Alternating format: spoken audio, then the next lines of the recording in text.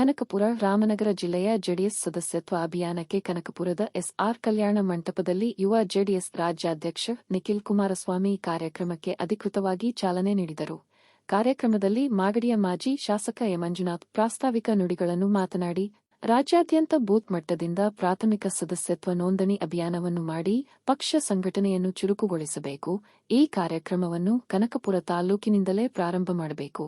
ನಮ್ಮ ಜಿಲ್ಲೆಯ 4 ತಾಲೂಕುಗಳನ್ನು ಸದೃಢಗೊಳಿಸುವ ಜವಾಬ್ದಾರಿ ನಮ್ಮ ಮೇಲಿದೆ ಎಂದರು. ಲೋಕಸಭಾ ಚುನಾವಣೆ ನಂತರ ವಿಶೇಷವಾಗಿ ಕನಕಪುರದಲ್ಲಿ ಮೈತ್ರಿ ಧರ್ಮವನ್ನು ಪಾಲನೆ ಮಾಡಿ ಹೆಚ್ಚು ಬೆಂಬಲ ನೀಡಿದ್ದೀರಿ. ಅತಿ ಹೆಚ್ಚು ಮತ ಪಡೆಯಲು ನೀವೆಲ್ಲರೂ ಕಾರಣೀಭೂತರಾಗಿದ್ದೀರಿ. ಈ ರಾಜ್ಯದ ಮಹಾಜನತೆ ಆಶೀರ್ವಾದದಿಂದ ಕುಮಾರಸ್ವಾಮಿಯವರು ಎನ್ಡಿಎ ಮೈತ್ರಿಕೂಟದ ಕೇಂದ್ರ ಮಂತ್ರಿಯಾಗಿದ್ದಾರೆ. ಆರೋಗ್ಯವನ್ನು ಲೆಕ್ಕಿಸದೆ ದೇಶದಲ್ಲಿ ಏನಾದರೂ ಒಂದು ಸಾಧನೆ ಮಾಡಬೇಕು. ನನ್ನ ಅವಧಿಯಲ್ಲಿ ಏನಾದರೂ ದೇಶಕ್ಕೆ ಶಾಶ್ವತ ಕೊಡುಗೆ ನೀಡಬೇಕು ಎಂದು ಹಗಲು ರಾತ್ರಿ ಕಾರ್ಯಕ್ರಮಗಳಲ್ಲಿ ತಲ್ಲೀನರಾಗಿದ್ದಾರೆ. ಬೂತ್ ಮಟ್ಟದಲ್ಲಿ ಯಾರು ಸಕ್ರಿಯವಾಗಿ ಸಂಘಟನೆ ಮಾಡುತ್ತಾರೋ ಅಂತಹವರಿಗೆ ರಾಜ್ಯ ಮಟ್ಟದ, ರಾಷ್ಟ್ರ ಮಟ್ಟದ ನಾಯಕರು ಗುರುತಿಸಿ ಅವರಿಗೆ ಜವಾಬ್ದಾರಿಯನ್ನು ನೀಡುವುದು ಕಾರ್ಯಕ್ರಮದ ಗುರಿಯಾಗಿದೆ. ಬೂತ್ ಮಟ್ಟದಿಂದ ಗ್ರಾಮ ಸಮಿತಿಗಳಿಂದ ಹಿಡಿದು ತಾಲೂಕು ಸಮಿತಿಗಳವರೆಗೆ ಸಮಿತಿಗಳನ್ನು ರಚನೆ ಮಾಡುವುದು ಈ ಅಭಿಯಾನದ ಮುಖ್ಯ ಗುರಿಯಾಗಿದೆ. ಇದರಿಂದ ನಮ್ಮ ಪಕ್ಷಕ್ಕೆ ಹೆಚ್ಚಿನ ಶಕ್ತಿ ಬರಲಿದೆ ಎಂದು ಹೇಳಿದರು. ಇವತ್ತಿನ ಸಂದರ್ಭದಲ್ಲಿ ಅರಕಲು ಮುರುಕಲು ಬಟ್ಟೆ ಹಾಕಿರುವ ನಿಷ್ಠಾವಂತ ಕಾರ್ಯಕರ್ತರು ಬೂತ್ ಮಟ್ಟದಲ್ಲಿ ಪಕ್ಷ ಸಂಘಟನೆ ಮಾಡಿ ಮತ ಹಾಕಿಸುತ್ತಾರೆ. ಆದರೆ ಪಕ್ಷ ಸಂಘಟನೆ ಮಾಡದೆ ಬಿಳಿ ಬಟ್ಟೆಗಳನ್ನು ಹಾಕಿಕೊಂಡು ರಾಜ್ಯ ನಾಯಕರ, ರಾಷ್ಟ್ರ ನಾಯಕರ ಎದುರು ಪ್ರದರ್ಶನ ಮಾಡಿದರೆ ಅಂತಹವರು ಎಂದಿಗೂ ನಾಯಕರಾಗಲು ಸಾಧ್ಯವಿಲ್ಲ. ಭಾಷಣ ಮಾಡಿ ಪಟಾಕಿ ಸಿಡಿಸಿ ಹೂವಿನ ಹಾರ ಹಾಕಿಸಿಕೊಂಡು ಸಂಭ್ರಮಿಸಲು ಬಂದಿಲ್ಲ. ಜೆಡಿಎಸ್ ಕಾರ್ಯಕರ್ತರಲ್ಲಿ ಬೂತ್ ಮಟ್ಟದಲ್ಲಿ ಸದಸ್ಯತ್ವ ಮಾಡುವ ಎದೆಗಾರಿಕೆ ಬರಬೇಕು. ನಮ್ಮ ಮುಖಂಡರು ನಮ್ಮ ಜಿಲ್ಲೆಗೆ ವೀಕ್ಷಕರನ್ನು ನೇಮಿಸಿರುವ ಉದ್ದೇಶ, ಯಾವ ಕಾರ್ಯಕರ್ತ ಅತಿ ಹೆಚ್ಚು ಸದಸ್ಯತ್ವ ಮಾಡುತ್ತಾನೆ ಅವರನ್ನು ಗುರುತಿಸಿ ಅಂತವರಿಗೆ ಮುಖ್ಯವಾಗಿ ಪ್ರಮುಖ ಜವಾಬ್ದಾರಿಗಳನ್ನು ನೀಡುವ ಉದ್ದೇಶವಾಗಿದೆ ಎಂದು ಮಾತನಾಡಿದರು. ಪಕ್ಷ ಉಳಿಯಬೇಕಾದರೆ ಸಂಘಟನೆ ಅತಿ ಮುಖ್ಯವಾಗಿದ್ದು, ಸದಸ್ಯ ಬಲ ಹೆಚ್ಚಾದಷ್ಟು ಪಕ್ಷಕ್ಕೆ ಆನೆಬಲ ಬಂದಂತಾಗುತ್ತದೆ ಹಾಗೂ ಸದಸ್ಯರನ್ನು ಮಾಡಿಸಿದ ವ್ಯಕ್ತಿಗೆ ಪಕ್ಷದಲ್ಲಿ ಸ್ಥಾನಮಾನ ದೊರೆಯಲಿದೆ ಎಂದು ತಿಳಿಸಿದರು. ಚಿಕ್ಕನಾಯಕನಹಳ್ಳಿ ಶಾಸಕ ಹಾಗೂ ಶಾಸಕಾಂಗ ಸಭೆಯ ವಿರೋಧ ಪಕ್ಷದ ನಾಯಕ ಸುರೇಶ್ ಬಾಬು ಮಾತನಾಡಿ, ಕನಕಪುರದಲ್ಲಿ ಜೆಡಿಎಸ್ ಕಾಂಗ್ರೆಸ್ಸಿಗೆ ಪ್ರಬಲ ವಿರೋಧ ಪಕ್ಷವಾಗಿದ್ದು, ಒಂದು ಸಂದರ್ಭದಲ್ಲಿ ಕೇವಲ 5,000 ಮತಗಳಿಂದ ಸೋಲನ್ನು ಅನುಭವಿಸಿದ್ದೇವೆ. ತಳಮಟ್ಟದಿಂದ ಪಕ್ಷ ಸಂಘಟನೆ ಮಾಡಿದ್ದಲ್ಲಿ ನಮ್ಮನ್ನು ಯಾರೂ ಅಲುಗಾಡಿಸಲು ಸಾಧ್ಯವಿಲ್ಲ ಎಂದು ಹೇಳಿದರು. ಬೂತ್ ಸಮಿತಿ ರಚನೆ ಬಗ್ಗೆ ವಿವರಿಸಿದ ಅವರು, ಒಂದು ಗ್ರಾಮದಲ್ಲಿ ಹಲವು ಜನಾಂಗದ ಜನರಿದ್ದು, ಪ್ರತಿ ಜನಾಂಗದಲ್ಲೂ ಮುಖಂಡರನ್ನು ಗುರುತಿಸಿ ಅವರನ್ನು ಮೊದಲು ಸದಸ್ಯರನ್ನಾಗಿ ಮಾಡಬೇಕು.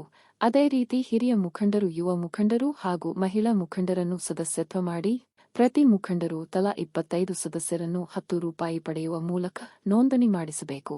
ಆ ಮುಖಂಡರಲ್ಲಿ ಒಬ್ಬರನ್ನು ಬೂತ್ ಮಟ್ಟದ ಅಧ್ಯಕ್ಷರನ್ನಾಗಿ ಆಯ್ಕೆ ಮಾಡಬೇಕು ಎಂದು ಹೇಳಿದರು. ನಾಗಮಂಗಲ ಮಾಜಿ ಶಾಸಕ ಸುರೇಶ್ ಗೌಡ ಮಾತನಾಡಿ, ನನ್ನನ್ನು ಮತ್ತು ರಮೇಶ್ ಗೌಡರನ್ನು ಜಿಲ್ಲಾ ಉಸ್ತುವಾರಿಯನ್ನಾಗಿ ಮಾಡಲಾಗಿದೆ. ಯಾವುದೇ ಸಮಯದಲ್ಲಿ ಕರೆದರೂ ನಾವುಗಳು ಬೂತ್ ಮಟ್ಟದಲ್ಲಿ ಸದಸ್ಯತ್ವ ಅಭಿಯಾನ ಕಾರ್ಯಕ್ಕೆ ಬರಲು ಸಿದ್ಧರಿದ್ದೇವೆ. ಆಡಳಿತ ಪಕ್ಷದ ನಾಯಕರೇ ರಾಜ್ಯದ ಮುಖ್ಯಮಂತ್ರಿಗಳ ಮೇಲೆ ಆರೋಪ ಮಾಡಿ ಅದನ್ನು ತಂತ್ರಕುತಂತ್ರ ಮಾಡಿ ವಿರೋಧ ಪಕ್ಷಗಳ ಮೇಲೆ ಹಾಕುತ್ತಾರೆ ಎಂದು ಡಿಕೆ ಶಿವಕುಮಾರ್ಗೆ ಪರೋಕ್ಷವಾಗಿ ತರಾಟೆಗೆ ತೆಗೆದುಕೊಂಡ ಅವರು, ಹಣ ಮಾಡಿ ಅಧಿಕಾರ ಪಡೆದು ವಿರೋಧ ಪಕ್ಷದವರು ಇಲ್ಲದ ರೀತಿ ಮಾಡಿ ಅವರ ವ್ಯವಹಾರಗಳನ್ನು ಮುಂದುವರೆಸುವ ನಾಯಕರೂ ಇದ್ದಾರೆ. ಜೆಡಿಎಸ್ನ ಭದ್ರಕೋಟೆಯಾಗಿದ್ದ ಕನಕಪುರ ಕ್ಷೇತ್ರವನ್ನು ತಳಮಟ್ಟದಿಂದ ಬಲಪಡಿಸಲು ಶ್ರಮಿಸಬೇಕಾಗಿದೆ ಎಂದು ಹೇಳಿದರು. ಮಳವಳ್ಳಿ ಮಾಜಿ ಶಾಸಕ ಕೆ. ಅನ್ನದಾನಿ ಮಾತನಾಡಿ, ನಾನು ಈ ರಾಜ್ಯದ ಪರಿಶಿಷ್ಟ ಜಾತಿ ಪರಿಶಿಷ್ಟ ವರ್ಗದ ರಾಜ್ಯಾಧ್ಯಕ್ಷರಾಗಿ ಸುಮಾರು 10 ವರ್ಷಗಳ ಕಾಲ ಕೆಲಸ ಮಾಡಿದ್ದೇನೆ. ಜಿಲ್ಲಾ ಮಟ್ಟದ ಸದಸ್ಯತ್ವ ಅಭಿಯಾನವನ್ನು ಮಾಡುವುದು ಬಹಳ ಮುಖ್ಯವಾಗಿದೆ. ಈ ನೋಂದಣಿ ಅಭಿಯಾನ ಕಾರ್ಯಕ್ಕೆ ಯಾವ ಸಂದರ್ಭದಲ್ಲಿ ಕರೆದರೂ ಬರಲು ಸಿದ್ಧನಿದ್ದೇನೆ ಎಂದು ಹೇಳಿದರು.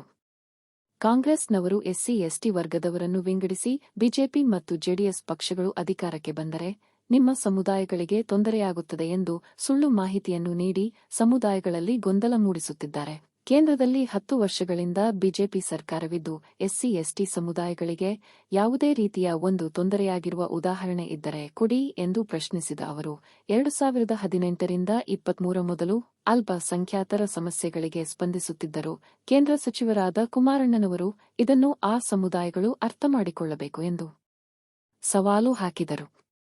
ಕನಕಪುರ ತಾಲೂಕು ಉದ್ಧಾರವಾಗಬೇಕಾದರೆ ಮೇಕೆದಾಟು ಯೋಜನೆ ಜಾರಿಯಾಗಬೇಕು. ಮೇಕೆದಾಟು ಪಾದಯಾತ್ರೆ ಮಾಡಿದ ನಮ್ಮ ಡಿಕೆ ಶಿವಕುಮಾರಣ್ಣ ಮೇಕೆದಾಟು ಯೋಜನೆ ಹೆಸರು ಹೇಳಿಕೊಂಡು ಸರ್ಕಾರ ರಚಿಸಿದ ಕಾಂಗ್ರೆಸ್ನವರು ಈಗ ಯಾಕೆ ಮಾಡುತ್ತಿಲ್ಲ ಎಂದು ಪ್ರಶ್ನೆ ಮಾಡಿದರು. ಕುಮಾರಸ್ವಾಮಿಯವರನ್ನು ಕೇಂದ್ರದಿಂದ ಅನುಮತಿ ಕೊಡಿಸಿ ಎಂದು ಕೇಳುತ್ತಾರೆ. ಇವರಿಗೆ ನಿಜವಾದ ನೈತಿಕತೆ ಇದ್ದರೆ ಇವರದೇ ಇಂಡಿಯಾ ಮೈತ್ರಿ ಪಕ್ಷ ತಮಿಳುನಾಡಿನಲ್ಲಿ ಅಧಿಕಾರದಲ್ಲಿದ್ದು ಅವರಿಂದ ಮೊದಲು ಅನುಮತಿ ಪಡೆದರೆ ದೇಶದ ಪ್ರಧಾನಮಂತ್ರಿ ನರೇಂದ್ರ ಮೋದಿಯವರಿಂದ ಅನುಮತಿ ಕೊಡಿಸುವುದಾಗಿ ಕುಮಾರಣ್ಣ ಸವಾಲು ಹಾಕಿದ್ದಾರೆ. ಇದನ್ನು ಕಾಂಗ್ರೆಸ್ನವರು ತಿರುಚಿದ್ದಾರೆ ಎಂದು ತಿಳಿಸಿದರು. ಕನಕಪುರದ ಮಳಗಾಳು ಗ್ರಾಮದಲ್ಲಿ ದಲಿತ ಯುವಕನ ಕೈಕತ್ತರಿಸಿದಾಗ ನಾನು ಮತ್ತು ಮಾಜಿ ಶಾಸಕ ಎನ್ ಮಹೇಶ್ ಅವರ ಮನೆಗೆ ಭೇಟಿ ನೀಡಿ ಹೋರಾಟ ಮಾಡಿದ್ದೇವೆ.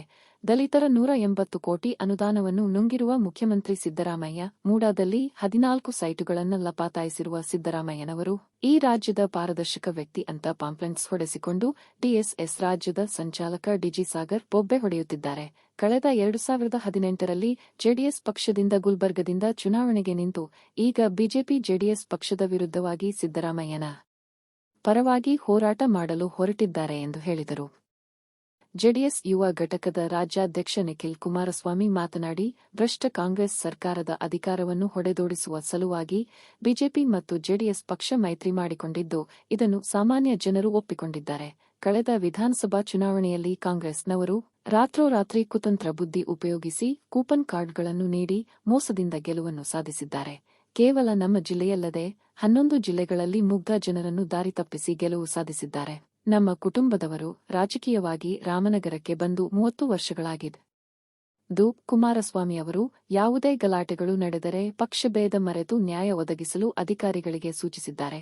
ಆದರೆ ಕನಕಪುರದಲ್ಲಿ ಪಾಳೆಗಾರಿಕೆ ರಾಜಕಾರಣ ನಡೆಸಿಕೊಂಡು ಬಂದಿದ್ದಾರೆ. ಕಾಲಚಕ್ರ ಉರುಳುತ್ತಿದೆ. ಮತದಾರರು ಸರಿಯಾದ ಸಮಯದಲ್ಲಿ ಸರಿಯಾದ ಉತ್ತರ ನೀಡಿದ್ದಾರೆ. ಕಳೆದ ಲೋಕಸಭಾ ಚುನಾವಣೆಯಲ್ಲಿ ಜಯದೇವ ಹೃದ್ರೋಗ ಆಸ್ಪತ್ರೆ ನಿರ್ದೇಶಕರಾಗಿದ್ದ ಡಾ ಸಿ.ಎನ್. ಮಂಜುನಾಥ್ ಗೆಲುವಿಗೆ ಮತದಾರರು ತೆಗೆದುಕೊಂಡ ನಿರ್ಧಾರದಿಂದ ಕನಕಪುರ ಕ್ಷೇತ್ರದ ಮತದಾರರಿಗೆ ಕೃತಜ್ಞತೆ ಸಲ್ಲಿಸುವುದಾಗಿ ತಿಳಿಸಿದರು. ಕನಕಪುರ ಕ್ಷೇತ್ರದಲ್ಲಿ 83,000 ಮತಗಳನ್ನು ಪಡೆದಿರುವುದು ಮುಂದಿನ ಗ್ರಾಮ ಪಂಚಾಯಿತಿ ಹಾಗೂ ತಾಲೂಕು ಪಂಚಾಯಿತಿ, ಜಿಲ್ಲಾ ಪಂಚಾಯಿತಿ ಚುನಾವಣೆಗಳಿಗೆ ಅಡಿಪಾಯವಾಗಲಿದೆ.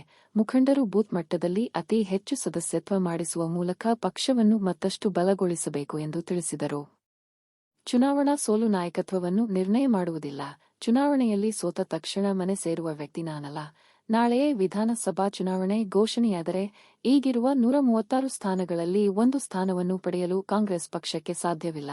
ಕಾಂಗ್ರೆಸ್ ಪಕ್ಷವನ್ನು ದುರ್ಬಿನ್ ಹಾಕಿ ಹುಡುಕಿದರೂ ಸಿಗುವುದಿಲ್ಲ.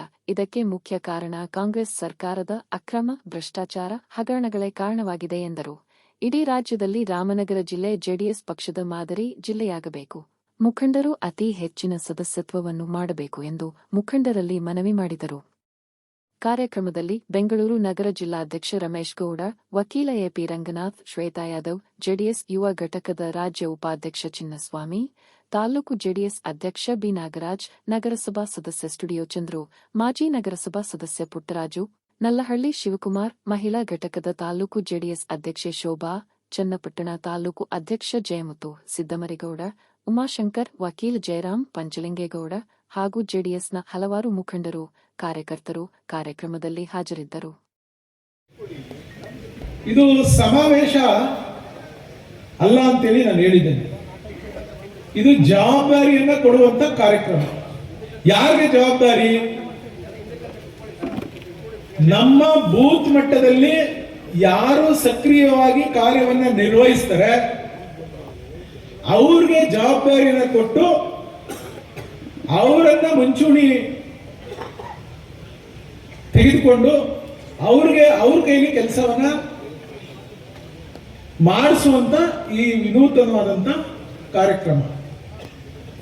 ಏನಿದು ಕಾರ್ಯಕ್ರಮ ಅಂತ ಹೇಳಿದ್ರೆ, ಇವತ್ತು ನಮ್ಮ ರಾಜ್ಯಾಧ್ಯಕ್ಷ ಅಂತ ಕುಮಾರಣ್ಣವರು, ರಾಷ್ಟ್ರೀಯ ಅಧ್ಯಕ್ಷ ಅಂತ ಪೂಜನೀಯ ದೇವೇಗೌಡ ಅಪ್ಪಾಜಿಯವರು, ನಮ್ಮೆಲ್ಲ ಮುಖಂಡರುಗಳು, ಕೋರ್ ಕಮಿಟಿ ಅಧ್ಯಕ್ಷರು, ಸದಸ್ಯರುಗಳು, ಸುರೇಶ್ ಬಾಬಣ್ಣವರ ಆದಿಯಾಗಿ ನಾವು ಸದಸ್ಯತ್ವವನ್ನ ನಮ್ಮ ಪಕ್ಷದ ಮೆಂಬರ್ಶಿಪ್ ಅನ್ನ ಮಾಡಿಸ್ಬೇಕು.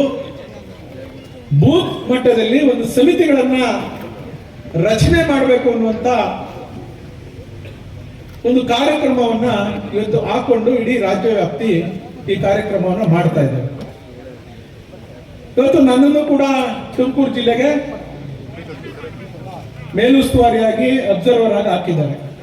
ಏನು ಅಲ್ಲಿ ತಾಲೂಕಿನಲ್ಲಿ ಎಲ್ಲ ಮೆಂಬರ್ಶಿಪ್ ಮಾಡಿಸ್ಬೇಕು, ಬೂತ್ ಸಮಿತಿಗಳನ್ನ ರಚನೆ ಮಾಡಬೇಕು, ಪಂಚಾಯಿತಿ ಸಮಿತಿಗಳಿರಲಿ, ಹೋಬಳಿ ಸಮಿತಿಗಳಿರಲಿ, ತಾಲೂಕು ಸಮಿತಿಗಳಿರಲಿ, ಜಿಲ್ಲಾ ಸಮಿತಿಗಳಿರಲಿ, ಎಲ್ಲ ಘಟಕಗಳಿಗೆ ಅಧ್ಯಕ್ಷರುಗಳನ್ನ, ಪದಾಧಿಕಾರಿಗಳನ್ನ ಆಯ್ಕೆ ಮಾಡಿ ನಮ್ಮ ಪಕ್ಷಕ್ಕೆ ಹೆಚ್ಚಿನ ಶಕ್ತಿಯನ್ನ ತುಂಬುವಂತ ಕೆಲಸ ಮಾಡಬೇಕು ಅಂತೇಳಿ ಇವತ್ತು ನಾವು ಬಂದಿರ್ತಕ್ಕಂಥದ್ದು. ಇವತ್ತು ಮೆಂಬರ್ಶಿಪ್ ಬುಕ್ ಅನ್ನ ಇವತ್ತು ಇನಾಗ್ರೇಷನ್ ಮಾಡಿ ಆಯಾ ತಾಲೂಕು ಅಧ್ಯಕ್ಷರ ಕೈಗೆ ಅವನ್ನ ಕೊಟ್ಟು ಪ್ರತಿಯೊಂದು ಬೂತ್ನಲ್ಲೂ ಕನಿಷ್ಠ 50ರಿಂದ 60 ಜನ ಸದಸ್ಯರಾಗಬೇಕು. ಗರಿಷ್ಠ ಎಷ್ಟು ಬೇಕಾರಾಗಲಿ ಪ್ರತಿಯೊಂದು ಮನೆಗೆ ಹೋಗಿ ನಮ್ಮ ಕಾರ್ಯಕರ್ತರ ಮೇಲೆ, ನಮ್ಮ ಮುಖಂಡರುಗಳಿಗೆ, ನಮ್ಮ ಪಕ್ಷದ ಮತದಾರರು ಅಂತೇನು ಸಾಂಪ್ರದಾಯಿಕವಾಗಿ ನಿಮ್ಗೆ ಗೊತ್ತಿರುತ್ತೆ, ಅಂಥವ್ರನ್ನೆಲ್ಲರೂ ಕೂಡ ಸದಸ್ಯತ್ವವನ್ನು ಮಾಡಿಸಿ ನಮ್ಮ ಪಕ್ಷದ ಕೆಳಗಡೆ ತರಬೇಕು ಅನ್ನುವಂಥ ಕಾರ್ಯಕ್ರಮ. ಏನಪ್ಪ ಇದು, ಮೊದಲಿನ ಪಕ್ಷದಲ್ಲಿ ಮೆಂಬರ್ಶಿಪ್ ಮಾಡಿ ಅಂತಾರೆ, ಬುಕ್ ಈಸ್ಕೊಂಡು ಹೋಗ್ತಾರೆ, ಅಲ್ಲೆಲ್ಲ ಮೂಲೆಗೆ ಬಿಸಾಕ್ತಾರೆ, ಅಧ್ಯಕ್ಷರು ತರ್ತಾರೆ, ಅಧ್ಯಕ್ಷರು ಮನೆಯಲ್ಲೋ ಆಫೀಸಲ್ಲೋ ಇರ್ತದೆ ಆ ಬುಕ್ಕು, ಮತ್ತೆ ಕೇಂದ್ರ ಕಚೇರಿಗೆ ಹೋಗೋದಿಲ್ಲ. ಇದರಿಂದ ಏನ್ ಲಾಭ, ಇದೇನಕ್ಕೆ ಮಾಡಬೇಕು ಅಂತೇಳಿ ನಾವೆಲ್ಲರಿಗೂ ಪ್ರಶ್ನೆ. ಆದ್ರೆ ಹಿಂದೆ ನಡೆದಂತ ತಪ್ಪುಗಳನ್ನ ಸರಿಪಡಿಸುವಂತ ಕೆಲಸ ಆಯಾ ಕ್ಷೇತ್ರಗಳಿಗೆ, ಆಯಾ ತಾಲೂಕುಗಳಿಗೆ ಹೋಗಿ ಮಾಡಬೇಕಾದಂತ ಒಂದು ಜವಾಬ್ದಾರಿ ನಮ್ಮೆಲ್ಲರಿಗೂ ಇದೆ ಅಂತಾನೆ. ಆ ಜವಾಬ್ದಾರಿಯನ್ನ ನಿಮ್ಗಳಿಗೆಲ್ಲ ವಹಿಸ್ಲಿಕ್ಕೆ ಇವತ್ತು ವರಿಷ್ಠರು ಬಂದು ಕುಳಿತಿರ್ತಕ್ಕಂಥದ್ದು. ಇವತ್ತು ಯಾರಿಗೇ ಆಗ್ಲಿ ನಾನು ನನ್ನ ಎದೆ ತಟ್ಕೊಂಡು ಹೇಳ್ತೀನಿ ಅಂದ್ರೆ ನನಗೆ ಅಂತ ಒಂದು ಬೂತು ಇರಬೇಕು. ಈಗ ನಾನು 300 ಬೂತ್ಗೂ ಲೀಡರ್ ಇರ್ಬೋದು, ಆದ್ರೆ ನಂದು ಯಾವುದು ಬೂತು ಅನ್ನೋದು ನನಗೆ ನಾನೇ ಪ್ರಶ್ನೆ ಹಾಕೋಬೇಕು. ನನ್ನ ಬೂತ್ ಯಾವುದು, ನನ್ನ ಬೂತ್ನಲ್ಲಿ ಎಷ್ಟು ಜನ JDS ಮೆಂಬರ್ಶಿಪ್ ತಗೊಂಡಿದ್ದಾರೆ 10 ರೂಪಾಯಿ ಕೊಟ್ಟು, ಎಷ್ಟು ಜನ ಎನ್ರೋಲ್ ಆಗಿದ್ದಾರೆ, ನನ್ನ ಬೂತ್ನಲ್ಲಿ ಯಾರನ್ನ ಬೂತ್ ಸಮಿತಿ ಅಧ್ಯಕ್ಷ ಮಾಡಿದ್ದೀನಿ, ಯಾರನ್ನ ಪದಾಧಿಕಾರಿಗಳು ಮಾಡಿದ್ದೀನಿ, ನನ್ನ ಬೂತ್ನಲ್ಲಿ ಚುನಾವಣೆ ಬಂದ ಸಂದರ್ಭದಲ್ಲಿ ನಾವು ಹೆಂಗೆ ಚುನಾವಣೆನ ಎದುರಿಸ್ತೀವಿ, ನಮ್ಮ ಬೂತ್ನಲ್ಲಿ ನಾವು ಲೀಡ್ ಕೊಡಕ್ ಆಗ್ತದ, ಕೊಟ್ಟಿದ್ದೀವ, ಅಥವಾ ಲೀಡ್ ಕೊಡಕ್ ಆಗದೇ ಇದ್ದ ಪಕ್ಷದಲ್ಲಿ ಯಾಕೆ ಕೊಡಕ್ ಆಗಿಲ್ಲ, ಇವುಗಳನ್ನ ನಾವು ಪ್ರಶ್ನೆ ಮಾಡಿಕೊಂಡ್ರೆ ಅದಕ್ಕಿಂತ ದೊಡ್ಡ ಕೆಲಸ ಇದನ್ನೆಲ್ಲ ಅದೇ ಪಕ್ಷದ ಸಂಘಟನೆ. ಅಯ್ಯೋ ಲೀಡ್ರು ಬಿಡ, ಎಲ್ಲ ತಾಲೂಕುಗೆಲ್ಲ ನಾನೇ ಲೀಡ್ರು, ನಾನೇ ಯಾಕೆ ನನ್ನ ಬೂತ ಯೋಚನೆ ಮಾಡಬೇಕು ಅಂದ್ರೆ ನಿಜವಾಗ್ಲೂ ಅವರು ಯಾವತ್ತೂ ಲೀಡ್ ಆಗಕ್ಕೆ ಸಾಧ್ಯ ಇಲ್ಲ. ನಂದೇ ಆದ ಬೂತ್ ಇರಬೇಕು, ನಿಖಿಲ್ ಅಣ್ಣವ್ರದ್ದು ಬೂತ್ ಇರಬೇಕು, ಸುರೇಶ್ ಬಾಬಣ್ಣಂದು ಅವ್ರದೇ ಬೂತ್ ಇರಬೇಕು, ಸುರೇಶ್ ಗೌಡ್ರದ್ದು ಅವ್ರದ್ದು ಇರಬೇಕು, ಇಲ್ಲಿ ಮೇಲ್ಗಡೆ ಕೂತಿರೋದು ಎಲ್ಲರಿಗೂ ಅವ್ರದಂತ ಒಂದೊಂದು ಬೂತ್ ಇರಬೇಕು. ಎಲ್ಲರನ್ನೂ ಒಂದು ಬೂತ್ ಸಮಿತಿಗಳನ್ನ ರಚನೆ ಮಾಡಿ, ಬೂತ್ ಸಮಿತಿ ಆದ ನಂತರ ಹೋಬಳಿ ಮಟ್ಟಕ್ಕೆ ಆ ಬೂತ್ ಅಲ್ಲಿ ಇರ್ತಕ್ಕಂಥ ಅಧ್ಯಕ್ಷರನ್ನೆಲ್ಲ ಸೇರಿಸ್ಕೊಂಡು ಹೋಬಳಿ ಮಟ್ಟದಲ್ಲೂ ಕೂಡ ಒಂದು ಸಮಿತಿ ಮಾಡ್ತೀವಿ. ಅಲ್ಲಿ ವಿವಿಧ ಘಟಕಗಳು ಕೂಡ ಇದಾವೆ, 21 ಘಟಕಗಳು ಇದಾವೆ. ಮಹಿಳಾ ಜನತಾದಳ ಇರ್ಬೋದು, ಎಲ್ಲ ಈ ತರ 21 ಯುವ ಜನತಾದಳ, ಈ ತರ 21 ನಾನು ಅಧ್ಯಕ್ಷರಲ್ಲಿ ಕೊಟ್ಟಿದ್ದೀನಿ. ಯಾವ ತರ ಮಾಹಿತಿ ನಾವು ಸ್ಟ್ರಕ್ಚರ್ ಮಾಡಕ್ಕೆ ಹೊರಟಿರ್ತಕ್ಕಂಥದ್ದನ್ನ ಅಲ್ಲಿ ಘಟಕಗಳಿಗೆ ಅವ್ರನ್ನ ಸೇರಿಸ್ಕೊಳ್ಳುವಂಥದ್ದು. ಅಲ್ಲಿಂದ ಹೋಬಳಿ ಮಟ್ಟದಿಂದ ತಾಲೂಕು ಮಟ್ಟಕ್ಕೆ ಅಲ್ಲಿ ಒಂದು ಸಮಿತಿಗಳು ಮಾಡಿಕೊಂಡು ಈ ಥರ ನಾವು ಕೇಡರ್ ಬೇಸ್ ಪಾರ್ಟಿಯನ್ನು ಮಾಡಿದ್ರೆ ಖಂಡಿತ ಶಾಶ್ವತವಾಗಿ ಪಕ್ಷ ಉಳಿಲಿಕ್ಕೆ ಸಾಧ್ಯ ಆಗ್ತದೆ. ಆದ್ದರಿಂದ ಇವತ್ತು ನಿಷ್ಠೆಯಿಂದ ನಮ್ಮ ಕೆಲಸಗಳನ್ನ ನಾವು ಮಾಡ್ಕೊಂಡು ಹೋಗೋಣ. ಇವತ್ತು ನಾವು ಸಂಘಟನೆಗೆ ಹೆಚ್ಚಿನ ಒತ್ತನ್ನು ಕೊಡೋಣ. ಮಾಡಲಿಕ್ಕೆ ಹಲವಾರು ವಿಧಾನಗಳಿದೆ. ಮಂಜಣ್ಣ ಹೇಳಿದ ರೀತಿಯಲ್ಲಿ ಇವತ್ತು ನಾವೆಲ್ಲ ಸೋಷಿಯಲ್ ಮೀಡಿಯಾಗಳಿರ್ಬೋದು, ಮಾಧ್ಯಮ ಸಾಕಷ್ಟು ಮುಂದುವರೆದಿರ್ತಕ್ಕಂಥ ಕಾಲದಲ್ಲಿ ನಾವು ಮೆಂಬರ್ಶಿಪ್ ಮಾಡೋದು ಹೇಗೆ ಅಂತಕ್ಕಂಥದ್ದು. ಒಂದು ಈಗ ಬೇರೆ ಪಕ್ಷದವ್ರು ಮಾಡ್ತಾ ಇದ್ದಾರೆ ಮೆಂಬರ್ಶಿಪ್, ಮಿಸ್ ಕಾಲ್ ಕೊಟ್ಟರೆ ಮೆಂಬರ್ಶಿಪ್ ಆಗುವಂಥದ್ದನ್ನ ಅವರೆಲ್ಲ ಮಾಡ್ತಾ ಇದ್ದಾರೆ. ನಮ್ಗೆ ಆ ಥರ ಮೆಂಬರ್ಶಿಪ್ ಬೇಡ. ಅವ್ರು ಯಾರು ಕೂಡ ಓಟಾಗಿ ಪರಿವರ್ತನೆ ಆಗಲ್ಲ. ಆಮೇಲೆ ನಮಗೇನು ಅವ್ರವ್ರ ಬೂತಲ್ಲಿ ಕೂತ್ಕೋಬೇಕು, ಹಳ್ಳಿ ಕಟ್ಟೆ ಮೇಲೆ ಕೂತ್ಕೋತಿರೋ, ಅವ್ರ ಮನೆ ಜಗ್ತಿ ಮೇಲೆ ಕೂತ್ಕೋತಿರೋ, ಹೋಗ್ಬೇಕು, ಹೋಗಿ ಅಲ್ಲಿರ್ತಕ್ಕಂಥ ಎಷ್ಟು ಒಂದು ಉದಾಹರಣೆಗೆ ಯಾವ ಥರ ಬೂತ್ ಸಮಿತಿ ಮಾಡೋದು ಕೂಡ ನಿಮ್ಗೆ ಹೇಳ್ತೀನಿ. ಒಂದು ಬೂತಲ್ಲಿ ಉದಾಹರಣೆಗೆ 5 ಜಾತಿ ಇದೆ ಅಂತ ಅನ್ಕೊಳ್ಳೋಣ, 5 ಜನಾಂಗದವ್ರು ಇದ್ದಾರೆ ಅಂದರೆ ಈಗ ಒಂದು ಗ್ರಾಮ ಪಂಚಾಯತಿ ಚುನಾವಣೆ ಮಾಡಬೇಕು ಅಂದರೆ ಎಲ್ಲ ಜಾತಿಯವರು ಬೇಕು. ಒಂದೇ ಜಾತಿ ಇಟ್ಕೊಂಡು ನಾವು ಯಾರು ಕೂಡ ಒಂದು ಚುನಾವಣೆ ಎದುರಿಸ್ಲಿಕ್ಕೆ ಸಾಧ್ಯ ಇಲ್ಲ. ಅದನ್ನು ನಾವು ಅರ್ಥಕೊಂಡು ಈಗ ಒಂದು ಬೂತಲ್ಲಿ 5 ಜಾತಿ ಇದೆ ಅಂದರೆ 5 ಜಾತಿಲಿ ಒಬ್ರು ಹಿರಿಯರು, ಒಬ್ರು ಮಹಿಳೆ, ಒಬ್ರು ಯುವಕರನ್ನ ಯಾಕೆ ಅದನ್ನು ಮಾಡೋದು ಅಂತಲೂ ಹೇಳ್ತೇನೆ. ನಿಮ್ಮ ಜಾತಿನಲ್ಲಿ ಯಾರು ಮಾತು ಕೇಳ್ತಾರೆ, ಹಿರಿಯರ ಮಾತು ಅಂತ ಕೇಳಿದ್ರೆ ಹೇಳಲ್ವಾ? ಹೇಳ್ತಾರೆ ಇಂಥವ್ರನ್ನ ನಾವು ಅನುಸರಿಸ್ತೀವಿ ಅಂತ. ಅಂಥವ್ರನ್ನ ತಗೊಳ್ಳಿ. ಅಂಥವ್ರು ತಗೊಂಡು ಯುವಕರು ಅಷ್ಟೇ ಯಾರ ಸಂಘಟನೆ ಚಿತ್ರ ಇರ್ತದೆ ಗಣೇಶಂಗೋ ಇಲ್ಲ ಇದು ಏನು ಕನ್ನಡ ರಾಜ್ಯೋತ್ಸವ ಮಾಡ್ಬೇಕಾದ್ರೆ ಮುಂದಾಳತ್ವ ತಗೊಂಡಿರ್ತೀವಿ ನಾವೆಲ್ಲ ಹಂಗೆ ಬೆಳೆದು ಬಂದಂಥವ್ರು ಇವಾಗ ಯುವಕರಾಗಿ ಯುವ ಮುಖಂಡತ್ವವನ್ನು ವಹಿಸ್ಕೊಂಡು ಬಂದಂಥವ್ರು ಅಂಥವ್ರನ್ನ ಮತ್ತೆ ಈಗ ಸಂಘಗಳಿದೆ ಮಹಿಳಾ ಸಂಘಗಳು ಅದರಲ್ಲಿ ಯಾರು ಚಿತ್ರರಥ ಆಗಿರ್ತಾರೆ ಆ ಜನಾಂಗದಲ್ಲಿ ತಗೊಂಡು ಈ ಥರ 5 ಜಾತಿ ಉದಾಹರಣೆಗೆ 5 ಜಾತಿ ಇದ್ರೆ 5 ಜಾತಿಲಿ ಈ ಥರ 3 ಇವ್ರನ್ನ ಏಜ್ ವೈಸ್ ವಯಸ್ಕರನ್ನ ಯುವಕರೊಬ್ರು ಮಹಿಳೆ ಒಬ್ರು ಹಿರಿಯರೊಬ್ರು ಈ ಥರ ತಗೊಂಡು 5 ಜಾತಿಯಲ್ಲಿ ತಗೊಂಡು ಎಷ್ಟು ಜನ ಆಯಿತು 15 ಜನ ಆಯಿತು ಆ ರೀತಿ ನೀವು ಏನಾದರೂ ಕೂಡ ಬೂತ್ ಸಮಿತಿಗಳು ಮಾಡಿದ್ರೆ ಶಾಶ್ವತವಾಗಿರುತ್ತೆ ಒಂದೊಂದು ಕಡೆ ಉದಾಹರಣೆ ಇಲ್ಲೆಲ್ಲ ಬರುತ್ತದು ನನಗೆ ಗೊತ್ತು ಇಲ್ಲಿ ಒಂದೇ ಜಾತಿಯವರು ಇಬ್ಬರು 2 ಗುಂಪು 3 ಗುಂಪು ಇರುತ್ತೆ ಅವಾಗಲೂ ಕೂಡ ಆ 2 ಗುಂಪು ಇದ್ರೆ 2 ಗುಂಪಲ್ಲೂ ಅಷ್ಟು ಜನ ತಗೊಳ್ಳಿ ಅವ್ರಿಗೆ ಇವ್ನು ತಗೋಬೇಡ ಅಂತ ಹೇಳಕ್ಕೆ ಯಾರಿಗೂ ಕೂಡ ನೈತಿಕತೆ ಹಕ್ಕಿಲ್ಲ ಅವನ್ನ ಬೇಡ ತೆಗೀರಿ ಅಂತಕ್ಕಂಥ ಹಕ್ಕು ನಿಮ್ಗೆ ಯಾರಿಗೂ ಕೂಡ ಇರಲ್ಲ ನೀವು ನಿಮ್ಗೆ ಸೇರಿಸ್ಬೇಕಾದ್ರೆ ದಯಮಾಡಿ ಸೇರಿಸಿ ನಿಮ್ಮ ಗುಂಪು ಇದ್ರೆ ನಿಮ್ಮ ಗುಂಪಲ್ಲೂ 3 ಜನ ಇದೇ ಥರದವ್ರನ್ನ ಸೇರಿಸ್ಕೊಡಿ ಈ ಥರ ಅಧ್ಯಕ್ಷಗಳು ದಯಮಾಡಿ ಒಂದು ಸಮಿತಿಗಳು ಮಾಡಿದ್ರೆ ಇದು ಶಾಶ್ವತವಾದ ಸಮಿತಿ ಆಗುತ್ತೆ ಉದಾಸೀನ ಸಮಿತಿ ಆಗಲ್ಲ ಅಂತ ನನ್ನ ಭಾವನೆ ಆ ನಿಟ್ಟಿನಲ್ಲಿ ನೀವು 5 ಜಾತಿಯಲ್ಲಿ ತಗೊಂಡ್ರೆ ಒಂದು ಬೂತ್ಗೆ ಕನಿಷ್ಠ 15 ಜನ ಆಗುತ್ತೆ 5 ಜಾತಿ ಇದ್ರೆ 15 × 250 ಬೂತ್ ಇತ್ತು ಅಂದ್ರೆ ನಿಮ್ಮಲ್ಲಿ ಎಷ್ಟಾಗುತ್ತೆ 3700 ಜನ ಸಕ್ರಿಯ ಕಾರ್ಯಕರ್ತರಾಗ್ತಾರೆ ಒಂದು ಕ್ಷೇತ್ರದಲ್ಲಿ 3750 ಜನ ಒಟ್ಟಾಗಿ ನಿಂತ್ಕೊಂಡು ಒಂದು ಧ್ವನಿ ಮಾಡಿದ್ರೆ ಹೇಗಿರುತ್ತೆ ನೀವೇ ಯೋಚನೆ ಮಾಡಿ ಅದರಲ್ಲೂ ಹೆಂಗಿರುತ್ತೆ ಎಲ್ಲ ಜಾತಿಯವರು ಇರ್ತಾರೆ ಹಿರಿಯರು ಇರ್ತಾರೆ ಮಹಿಳೆ ಇರ್ತಾರೆ ಯುವಕರು ಇರ್ತಾರೆ ಈ ಥರ ನೀವು ಒಂದು ಬೂತ್ ಸಮಿತಿಗಳು ಮಾಡಿದ್ರೆ 3700 ಜನ ಮನ್ಸು ಮಾಡಿದ್ರೆ ನನ್ನಂಥವ್ನು ಯಾರು ಕೂಡ ತಲೆ ತಿರುಗಿ MLA ಆದಾಗ ಇನ್ನೊಂದು ಪಾರ್ಟಿಯವ್ರು ಕರೆದ್ರು ದುಡ್ಡಿಗೋ ಮತ್ತೊಂದಕ್ಕೆ ಅಂತ ಹೋಗ್ತೀನಿ ಅಂದರೆ ನೀನು ಹೋಗು ನನ್ನ ಬೇಕಾದ್ರೆ ನಾವು ಬಿಗಿಯಾಗಿದ್ದೀವಿ ನಾವು ಯಾರನ್ನ ನಿಲ್ಸ್ಕೊಂಡು ಗೆಲ್ಸ್ಕೊತೀವಿ ಅಂತ ಅನ್ನೋ ತಾಕತ್ತು ನಿಮಗೆ ಬರ್ತದೆ ಆ ರೀತಿಯಲ್ಲಿ ನೀವು ಸಂಘಟನೆ ಆಗಬೇಕು ಅನ್ನೋದು ನನ್ನ ಚಿಂತೆ ನಮ್ಮ ಕುಮಾರಣ್ಣನ ಚಿಂತೆ ಇದನ್ನು ದಯಮಾಡಿ ನೀವು ಮನಸ್ಸಲ್ಲಿ ಇಟ್ಕೊಂಡು ಪ್ರತಿ ಬೂತಲ್ಲೂ ಕೂಡ ನೀವು ಎಷ್ಟು 15 ಜನ ಅಲ್ಲ ಎಷ್ಟು ಜಾತಿ ಇರುತ್ತೆ ಎಲ್ಲ ಜಾತಿನೂ ಗೌರವಿಸಬೇಕಾಗ್ತದೆ ನಮ್ಮ ಪಕ್ಷಕ್ಕೆ ಯಾವ್ಯಾವ ಜಾತಿಯವರು ಇರ್ತಾರೆ ಅವರೆಲ್ಲರೂ ಕೂಡ ನೀವು ತಗೊಂಡು ಒಂದು ಸಮಿತಿಯನ್ನು ಮಾಡಬೇಕಾಗ್ತದೆ ಈಗಾಗಲೇ ನನ್ನ ಕ್ಷೇತ್ರದಲ್ಲಿ ಒಂದು ಉದಾಹರಣೆಯನ್ನು ಕೂಡ ಮಾಡಿಬಿಟ್ಟಿದ್ದೀನಿ ನಾನೀಗಾಗಲೇ 4277 ಜನ ಸದಸ್ಯರನ್ನು ಮಾಡಿದ್ದೀನಿ ಇದನ್ನು ಮೆಂಬರ್ಸ್ನ ಅದನ್ನ ಯಾವ ಥರ ಆ್ಯಪ್ ಮುಖಾಂತರನೇ ಮಾಡಿದ್ದೀನಿ ನಾನು ವಾಟ್ಸಪ್ ಇದನ್ನು ಮೊಬೈಲ್ ಮುಖಾಂತರ ಕಳಿಸಿ ಹೊಸ ವಿಧಾನವನ್ನು ಕೂಡ ಎಲ್ರಿಗೂ ಕೂಡ ಅಧ್ಯಕ್ಷರಿಗೂ ಕೂಡ ಶೇರ್ ಮಾಡಿದ್ದೀನಿ ನಾನು ಅವ್ರಿಗೂ ಪಾಠ ಮತ್ತೆ ಕೂತ್ಕೊಂಡು ಅವ್ರ ಜೊತೆ ಚರ್ಚೆ ಮಾಡಿ ಹೇಗೆ ಮಾಡೋದು ಕೂಡ ಎಲ್ಲ ಹೇಳ್ತೇನೆ ನಮ್ಮ ಹಳೆಯ ಸ್ನೇಹಿತರೊಬ್ರು ಹೇಳ್ತಾ ಇದ್ರು ಆ ದೇವೇಗೌಡ ಸೇರ್ಬಿಟ್ರೆ ನಮ್ಮ ತಾಲೂಕಲ್ಲಿ ಒಂದು 60,000 70,000 ಓಟ್ ಹಾಕ್ಬಿಡ್ತವೆ ಹೆಂಗೋ ನಾನು ಮೇಂಟೈನ್ ಮಾಡ್ಕೊಂಡು ಹೋಗ್ತಾ ಇದ್ದೀನಪ್ಪ ಅಂತಕ್ಕಂಥದ್ದು ಹೇಳ್ತಾ ಇದ್ದೀನಿ ಈಗಾಗಲೇ ಒಬ್ಬರು ಯಜಮಾನರು ಹೇಳ್ತಾ ಇದ್ರು ನಾವು ಮತದಾರರಿದ್ದೀವಿ ನಮ್ಗೆ ಶಕ್ತಿ ಕೊಡಿ ನಾವು ಓಟ್ ಹಾಕ್ತೀವಿ ಅಂತಕ್ಕಂಥ ಮಾತನ್ನು ಹೇಳ್ತಾ ಇದ್ರು ಸದಸ್ಯತ್ವದ ಅಭಿಮಾನವನ್ನ ವಿದ್ಯುಕ್ತವಾಗಿ ಇವತ್ತು ಪ್ರಾರಂಭ ಮಾಡಿದ್ದೀವಿ ನನ್ನನ್ನು ಸೇರಿದಾಗೆ ರಮೇಶ್ ಗೌಡನಿಬ್ಬರು ಸಹ ಈ ಜಿಲ್ಲೆಯ ಉತ್ಸವಾರಿಯಾಗಿ ಕೊಟ್ಟಿದ್ದಾರೆ ಆದರೆ ಕೆಲಸವನ್ನ ಮಾಡಬೇಕಾಗಿರ್ತಕ್ಕಂಥ ಸ್ಥಳೀಕರು ನೀವು ಯಾವುದೇ ಸಂದರ್ಭದಲ್ಲಿ ಕರೀರಿ ನಾವು ಬರ್ಲಿಕ್ಕೆ ಸಿದ್ಧರಾಗಿದ್ದೇವೆ ಜಿಲ್ಲಾಧ್ಯಕ್ಷರು ತಾಲೂಕು ಅಧ್ಯಕ್ಷರು ಅಥವಾ ಹೋಬಳಿ ಮಟ್ಟದಲ್ಲಿ ಪಂಚಾಯತಿ ಮಟ್ಟದಲ್ಲಿ ನಮ್ನ ಯಾವತ್ತಾದ್ರೂ ಕರೀರಿ ನೀವು ಹೇಳಿದ ಸಂದರ್ಭದಲ್ಲಿ ಬಂದು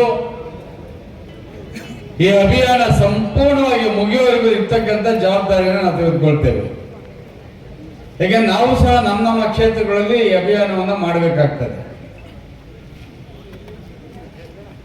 ಈಗಾಗಲೇ ಬೆಳಿಗ್ಗೆ ಟಿವಿ ಹಾಕಿದ್ರೆ ರಾತ್ರಿ 12 ಗಂಟೆ ಗಂಟಲು ಥಿಯೇಟರ್ಗೆ ಹೋಗೋದು ಬೇಡ ಟಿವಿಲಿ ಎಲ್ಲಾ ರೀತಿಯ ನಾಟಕಗಳು ಪಿಕ್ಚರ್ಗಳು ನೋಡ್ತಾ ಇದ್ದೀವಿ 136 ಸೀಟ್ ಗೆದ್ದು 136 ಸೀಟ್ ಗೆದ್ದು ಅಂತಕ್ಕಂಥ ಎದೆ ಉಪ್ಪರಿಸ್ಕೊಂಡು ಹೇಳ್ತಾ ಇದ್ದಂಥವ್ರು ಏನಾಗಿದೆ ಅಂತಕ್ಕಂಥ ಗೊತ್ತಿಲ್ಲ ಅದಕ್ಕೆ ಯಾವಾಗ ಅಡಗು ಹೋಗ್ಬೇಕಾದ್ರೆ ಅಡಗೆ ಎಷ್ಟು ಹಿಡಿತದೆ ಅಷ್ಟೇ ಹಿಡಿಸ್ಕೋಬೇಕು ಹೆಚ್ಚಿಗೆ ತುಂಬಿದ್ರೆ ಏನಿದೆ ಅದ್ರ ಕತೆ ಹಂಗ ಆಯ್ತಾ ಇದೆ ಆ ಪಕ್ಷದ ಮುಖ್ಯಮಂತ್ರಿ ಮೇಲೇನೆ ಆಪಾದನೆಗಳನ್ನ ಪ್ರತಿಯೊಂದು ಎಲ್ಲರೂ ತಂತ್ರ ಕುತಂತ್ರಗಳನ್ನ ಮಾಡೋದು ವಿರೋಧ ಪಕ್ಷದ ಮೇಲೆ ಹಾಕ್ಬಿಡೋದು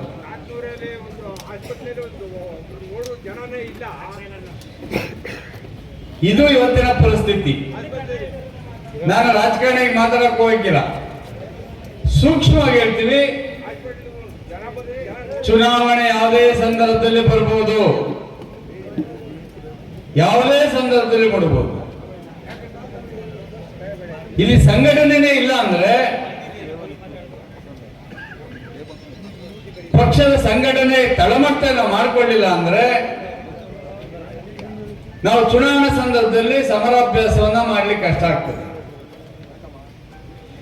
ಕೆಲವರಿಗೆ ಬಂದ್ಬಿಟ್ಟಿದೆ ಮೈಂಡ್ ಅಲ್ಲಿ, ಅವರೆಲ್ಲ ಉಳ್ಳವರು, ಅವ್ರ ವಿರುದ್ಧ ನಾವು ಹೋರಾಟ ಮಾಡಕ್ ಆಗತ್ತಾ,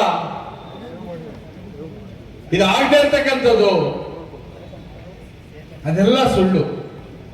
ಯಾವಾಗ ನೀವು ಜನಗಳ ಪ್ರೀತಿ ವಿಶ್ವಾಸವನ್ನು ಗಳಿಸ್ಕೊಳ್ತೀರೋ,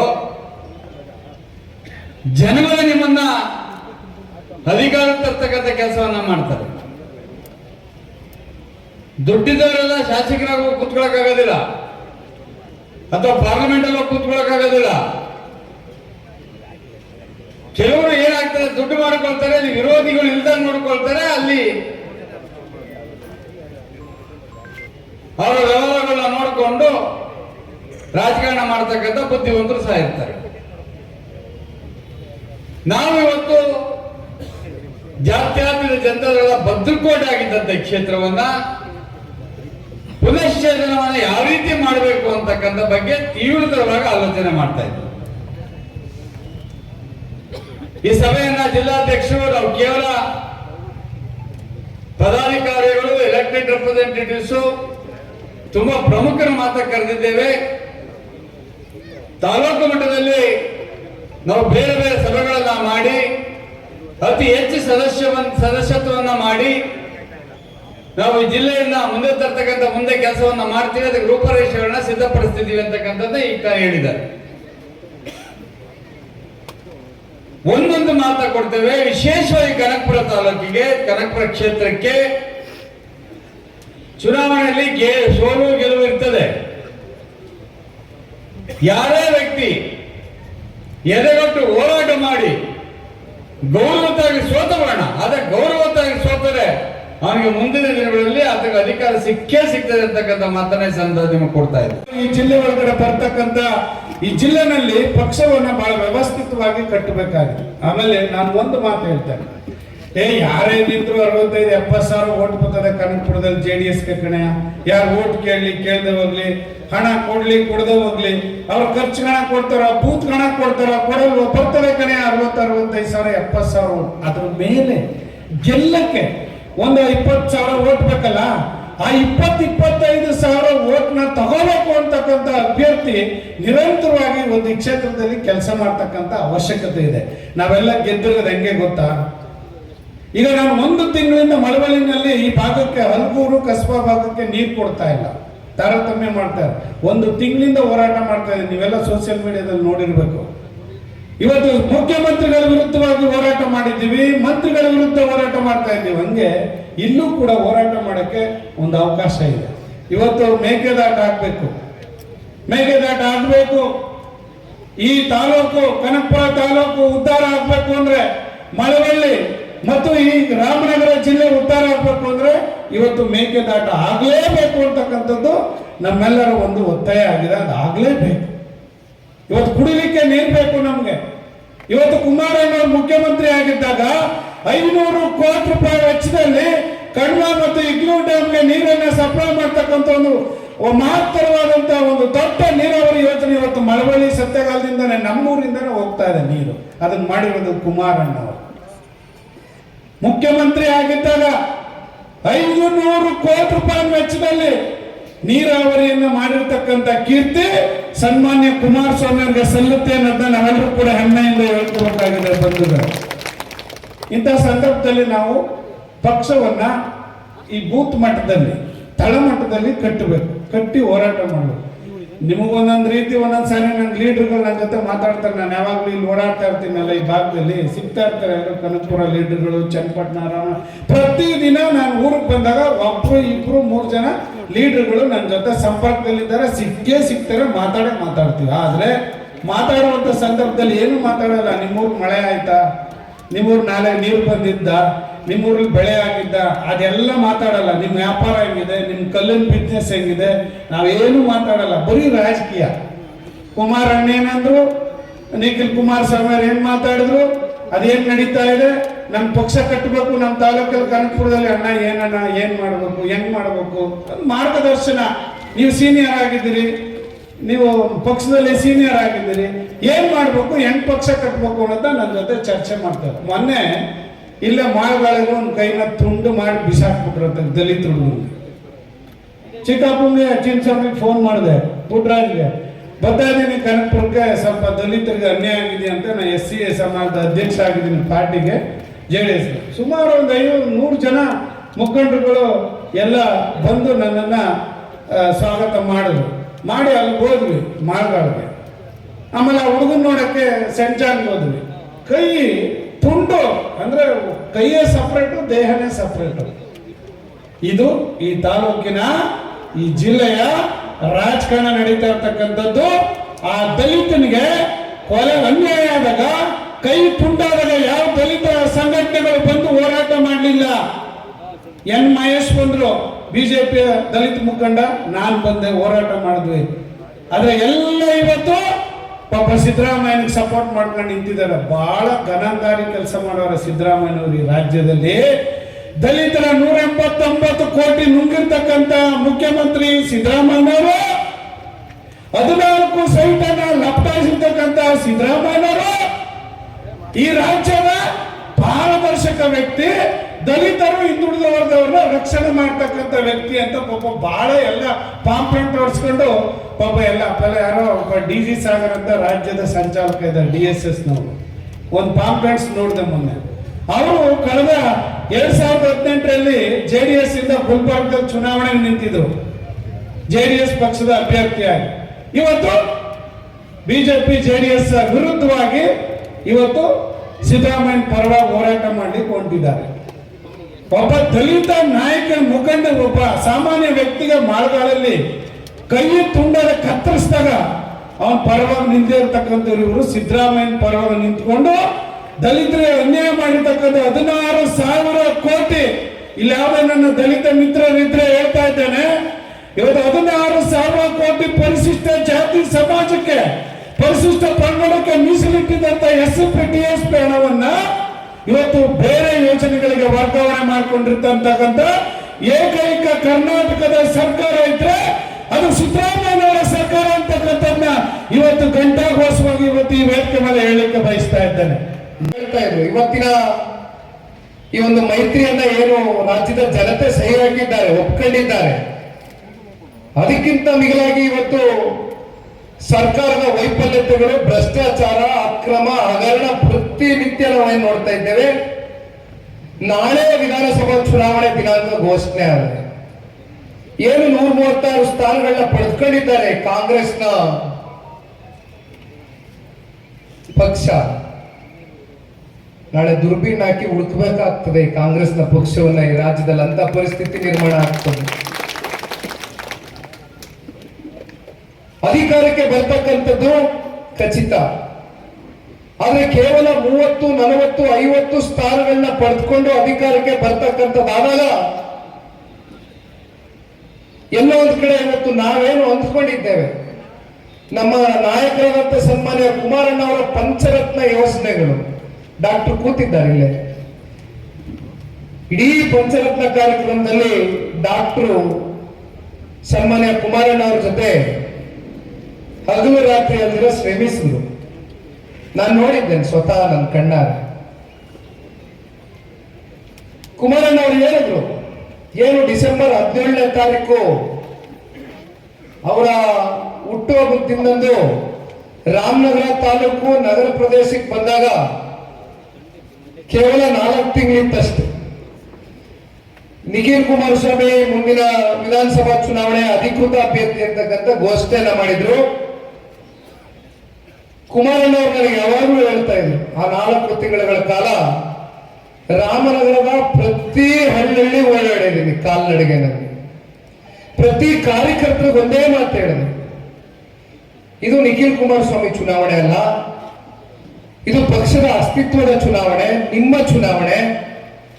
ಯಾವುದೇ ಸ್ಥಳೀಯ ಚುನಾವಣೆಗಳಿರಲಿ ನಿಮ್ಮ ಜೊತೆ ನಾನು ನಿಲ್ತಕ್ಕಂಥ ಕೆಲಸವನ್ನ ಮಾಡ್ತೇನೆ. ಈ ಚುನಾವಣೆ ಇವತ್ತು ನಾನು ಬಂದು ನಿಲ್ತಕ್ಕಂಥ ಅನಿವಾರ್ಯ ಪರಿಸ್ಥಿತಿ ಏನು ಸೃಷ್ಟಿಯಾಗಿದೆ, ದಯಮಾಡಿ ರಾಜ್ಯದಲ್ಲಿ ಏನಾದ್ರೂ ಈ ಕ್ಷೇತ್ರ ಕಳೆದುಕೊಂಡ್ರೆ